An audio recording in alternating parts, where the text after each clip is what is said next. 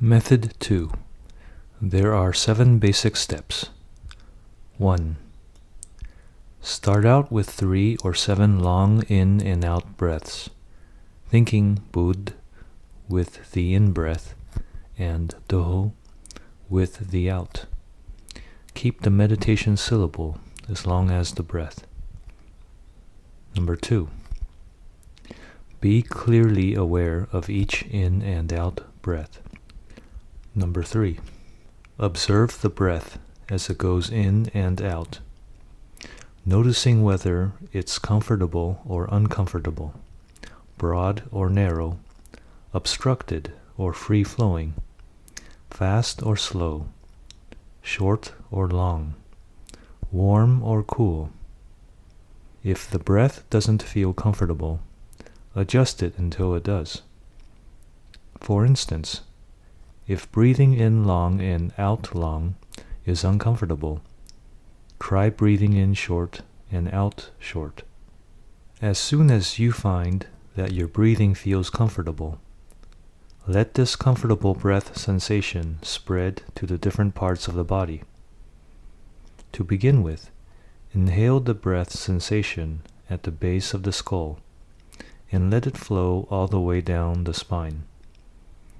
Then, if you are male, let it spread down your right leg to the sole of your foot, to the ends of your toes, and out into the air. Inhale the breath sensation at the base of the skull again, and let it spread down your spine, down your left leg, to the ends of your toes, and out into the air. If you are female, begin with the left side first, because the male and female nervous systems are different. Then let the breath from the base of the skull spread down over both shoulders, past your elbows and wrists, to the tips of your fingers, and out into the air. Let the breath at the base of the throat spread down the central nerve at the front of the body, past the lungs and liver, all the way down to the bladder and colon. Inhale the breath right at the middle of the chest, and let it go all the way down to your intestines. Let all these breath sensations spread so that they connect and flow together, and you will feel a greatly improved sense of well-being. Number 4. Learn 4 ways of adjusting the breath. A. In long and out long. B. In long and out short. C. In short and out long. D. In short and out short. Breathe whichever way is most comfortable for you. Or better yet, learn to breathe comfortably all 4 ways, because your physical condition and your breath are always changing. Number 5. Become acquainted with the bases or focal points for the mind, the resting spots of the breath, and center your awareness on whichever one seems most comfortable. A few of these bases are A. The tip of the nose. B. The middle of the head. C. The palate. D. The base of the throat. E. The breastbones, the tip of the sternum. F. The navel or a point just above it. If you suffer from frequent headaches or nervous problems, don't focus on any spot above the base of the throat. And don't try to force the breath or put yourself into a trance. Breathe freely and naturally. Let the mind be at ease with the breath, but not to the point where it slips away. Number 6. Spread your awareness, your sense of conscious feeling, throughout the entire body. Number 7. Unite the breath sensations throughout the body. letting them flow together comfortably, keeping your awareness as broad as possible. Once you are fully aware of the aspects of the breath you already know in your body, you'll come to know all sorts of other aspects as well. The breath, by its nature, has many facets. Breath sensations flowing in the nerves, those flowing around and about the nerves, those spreading from the nerves to every pore. Beneficial breath sensations and harmful ones are mixed together by their very nature. To summarize, A. For the sake of improving the energy already existing in every part of your body, so that you can contend with such things as disease and pain, and B. For the sake of clarifying the knowledge already within you, so that it can become a basis for the skills leading to release and purity of heart. You should always bear these 7 steps in mind, because they are absolutely basic to every aspect of breath meditation. When you've mastered them, you will have cut a main road. As for the side roads, the incidentals of breath meditation, there are plenty of them, but they aren't really important. You'll be perfectly safe if you stick to these 7 steps and practice them as much as possible. Once you've learned to put your breath in order, it's as if you have everyone in your home in order. The incidentals of breath meditation are like people outside your home. In other words, guests. Once the people in your home are well behaved, your guests will have to fall in line. The guests here are the signs, nimitta, and vagrant breaths that will tend to pass within the range of the breath you are dealing with. The various signs that arise from the breath and may appear as images: bright lights, people, animals, yourself, others, or as sounds: the voices of people, some you recognize and others you don't. In some cases, the signs appear as smells, either fragrant or else foul like a corpse. Sometimes the in-breath can make you feel so full throughout the body that you have no sense of hunger or thirst. Sometimes the breath can send warm, hot, cold, or tingling sensations through the body. Sometimes it can cause things that never occurred to you before to spring suddenly to mind. All of these things are classed as guests. Before you go receiving guests, you should put your breath and mind into good order, making them stable and secure. In receiving these guests, you first have to bring them under your control. If you can't control them, don't have anything to do with them. They might lead you astray. But if you can put them through their paces, they can be of use to you later on.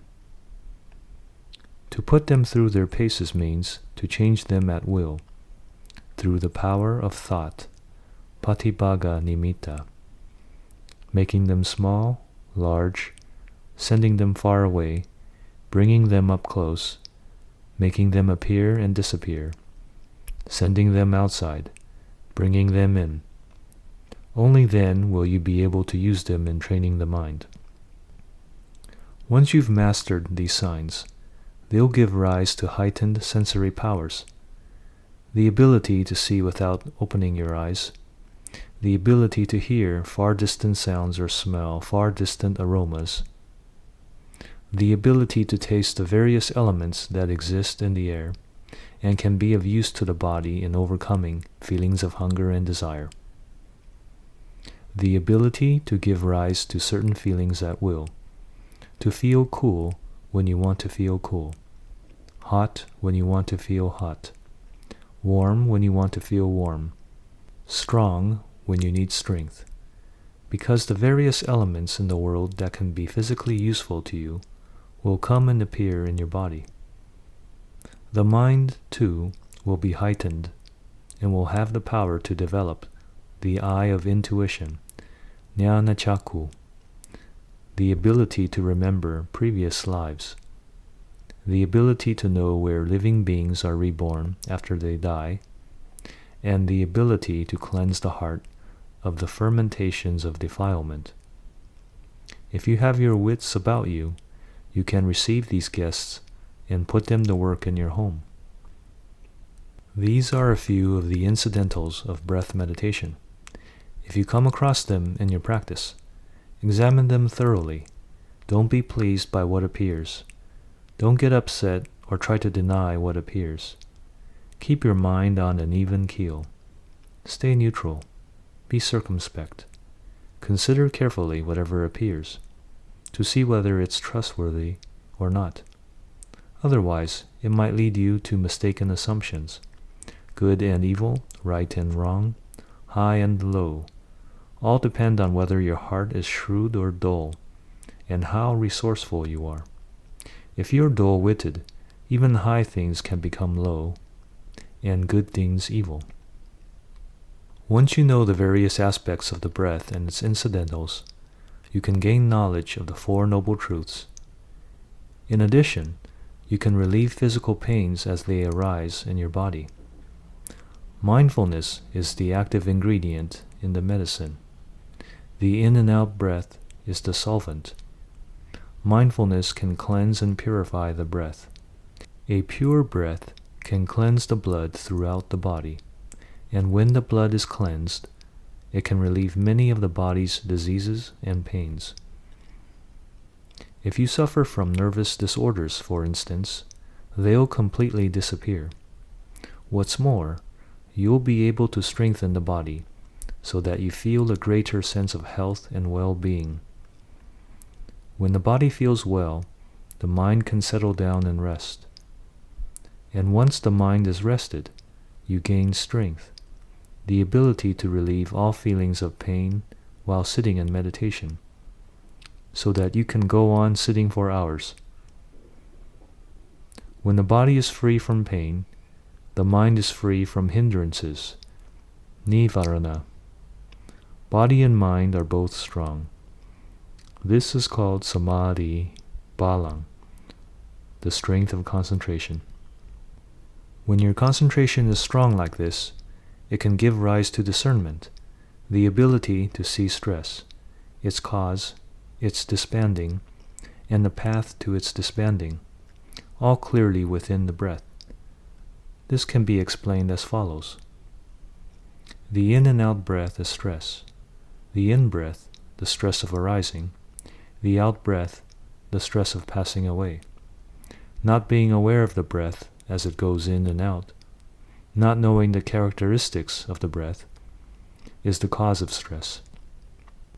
Knowing when the breath is coming in, knowing when it's going out, knowing its characteristics clearly, that is, keeping your views in line with the truth of the breath, is right view, part of the noble path.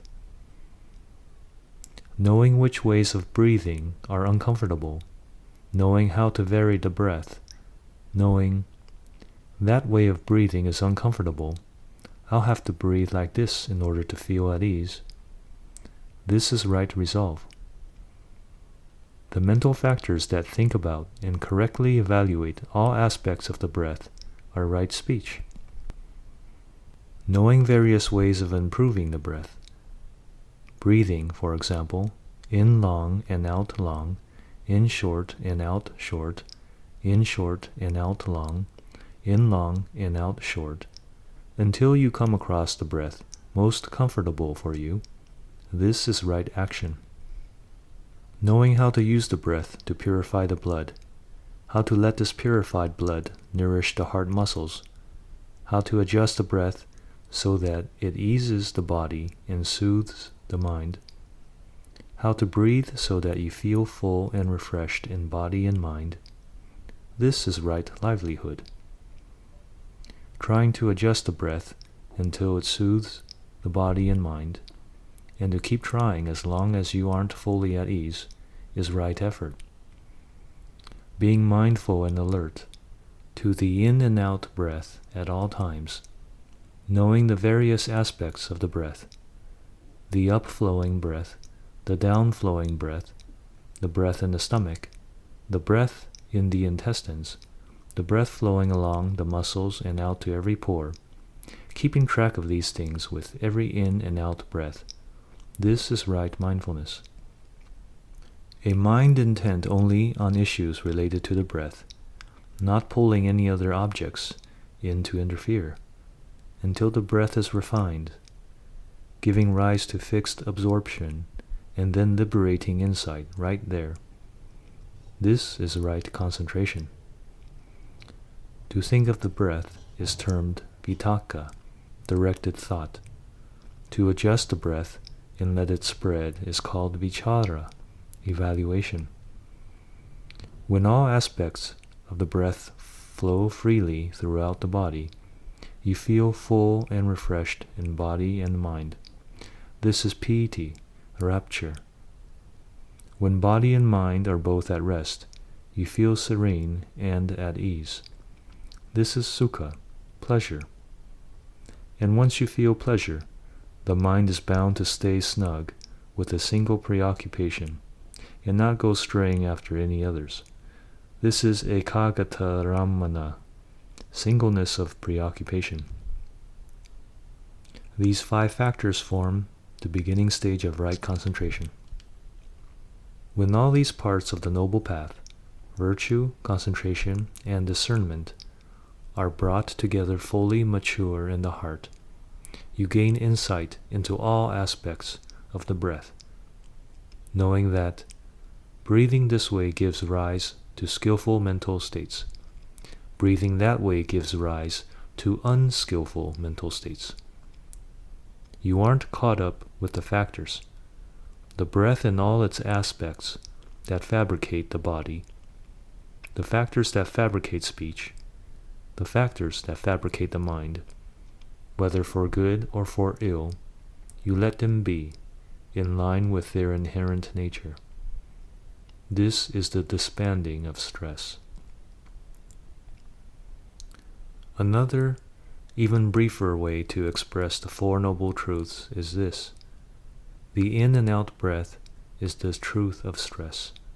Not being aware of the in-breath, not being aware of the out-breath. This is the cause of stress, obscured, deluded awareness. Seeing into all aspects of the breath so clearly that you can let them go with no sense of attachment is the disbanding of stress. Being constantly mindful and alert with regard to all aspects of the breath is the path to the disbanding of stress. When you can do this, you can say that you are correctly following the path of breath meditation. You have cognitive skill, able to know all 4 truths clearly. You can attain release. Release is a mind that doesn't cling to low causes and low effects, that is, stress and its cause, or to high causes and high effects, the disbanding of stress and the path to its disbanding. It's a mind unattached to the things that cause it to know, unattached to knowledge, unattached to knowing. When you can separate these things, you've mastered the skill of release. In other words, when you know what forms the beginning, what forms the end, and what lies in between, letting them be as they are on their own, in line with the phrase, Sabbe Dhamma Anatta, all phenomena are not self.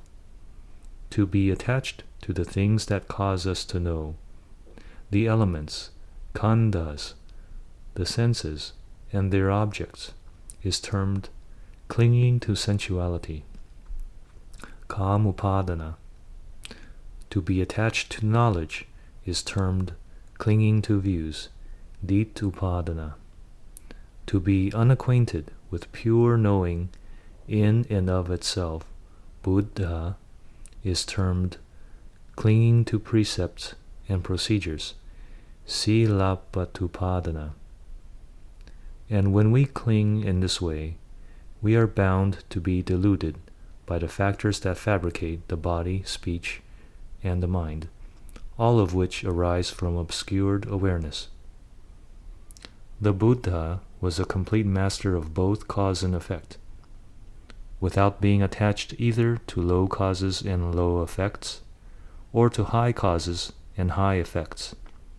He was above cause and beyond effect.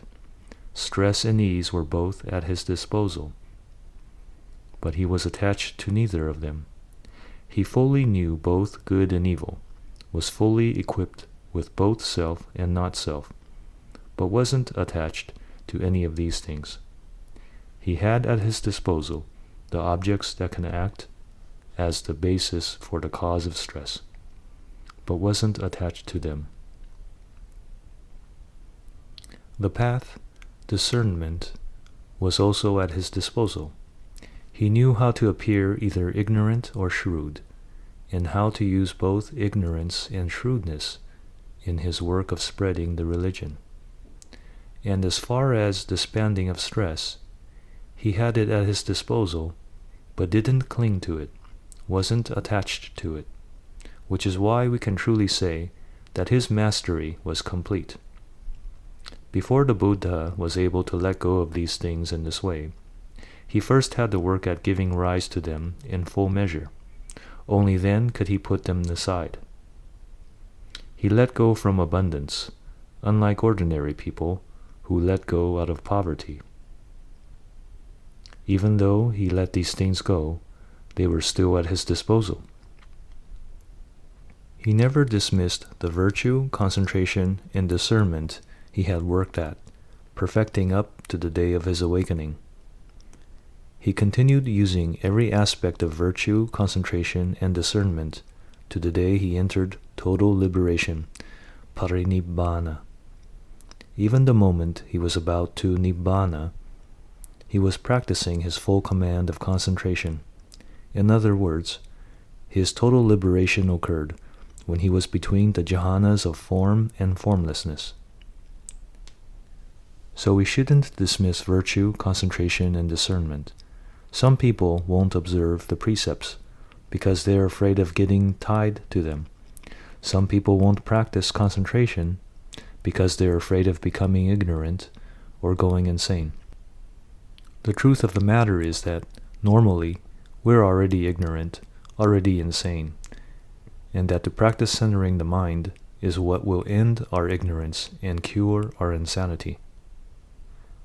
Once we've trained ourselves properly, we'll give rise to pure discernment, like a cut jewel that gives off light by its very nature. This is what qualifies as true discernment. It arises for us individually and is termed paccattam. We can give rise to it and know it only for ourselves. Most of us, though, tend to misunderstand the nature of discernment. We take imitation discernment, adulterated with concepts, and use it to smother the real thing, like a man who coats a piece of glass with mercury so that he can see his reflection and that of others, thinking he's found an ingenious way of looking at the truth. Actually, he's nothing more than a monkey looking in a mirror. One monkey becomes two, and will keep playing with its reflection until the mercury wears off, at which point it becomes crestfallen, not knowing what the reflection came from in the first place. So it is when we gain imitation discernment, unwittingly, by thinking and conjecturing in line with concepts and preoccupations, we're headed for sorrow, when death meets us face to face. The crucial factor in natural discernment comes solely from training the mind to be like a diamond that gives off its own light, surrounded by radiance, whether in dark places or bright. A mirror is useful only in places already well lit. If you take it into the dark, you can't use it to see your reflection at all. But a cut jewel that gives off its own light is brilliant everywhere. This is what the Buddha meant when he taught that there are no closed or secret places in the world where discernment can't penetrate. This jewel of discernment is what will enable us to destroy craving, clinging, and obscured awareness, and to attain the highest excellence, liberation, free from pain, death, annihilation, and extinction, existing naturally through the reality of deathlessness, amata dhamma. By and large, we tend to be interested only in discernment and release. At the drop of a hat, we want to start right in with the teachings on stress, inconstancy, and not self. And when this is the case, we'll never get anywhere. Before the Buddha taught that things were inconstant, he had worked at knowing them until they revealed their constancy. Before teaching that things are stressful, he had turned that stress into pleasure and ease. And before teaching that things are not self, he had turned what is not self into a self, and so was able to see what is constant and true, lying hidden in what is inconstant, stressful, and not self. He then gathered all of these qualities into one. He gathered all that is inconstant, stressful, and not self into one and the same thing. Fabrications, sankhara, viewed in terms of the world, a single class, equal everywhere throughout the world. As for what's constant, pleasant, and self, this was another class, fabrications viewed in terms of the Dhamma. And then he let go of both classes, without getting caught up on constant or inconstant, stress or ease, self or not self. This is why we can say he attained release, purity, and liberation, for he had no need to latch onto fabrications, whether of the world or of the Dhamma, in any way at all. This was the nature of the Lord Buddha's practice. But as for our own practice, most of us act as if we have everything figured out beforehand, and have succeeded even before we start. In other words, we want simply to let go and attain peace and release. But if we haven't laid the full groundwork, our letting go is bound to be lacking. Our peace is bound to be piecemeal. Our release is bound to be wrong. Those of us who sincerely mean well and want only the highest good should ask ourselves, have we laid the proper foundation? If we don't lay the proper foundation for release and letting go, how will we ever be free? The Buddha taught that virtue can overcome common defilements, the gross faults in our words and deeds. That concentration can overcome such intermediate defilements as sensual desires, ill will, torpor, restlessness, and uncertainty. And that discernment can overcome such subtle defilements as craving, clinging, and obscured awareness. Yet some people whose discernment is sharp, who can clearly explain subtle points of doctrine, can't seem to shake off the more common defilements that even virtue can overcome. This shows that something must be lacking in their virtue, concentration, and discernment. Their virtues are probably all on the surface, their concentration splotchy and stained, their discernment a smeared-on gloss, like the glass coat. Repeat sentence. Like the glass coated with mercury, which is why they can't attain the goal. Their actions fall under the old saying, keeping a sword outside the scabbard, having a way with words and theories, but no center for the mind, laying an egg outside the nest, looking for goodness only outside, without training the mind to be centered, resting a foundation on the sand, trying to find security in things of no substance. All of this is bound to bring disappointment. Such people have yet to find a worthwhile refuge. So we should lay the groundwork and put the causes into good working order, because all the attainments we hope for come springing from causes. Attana chodayanattanang, patimanse tamatana. Rouse yourself, train your own heart, start pondering your own in and out breath.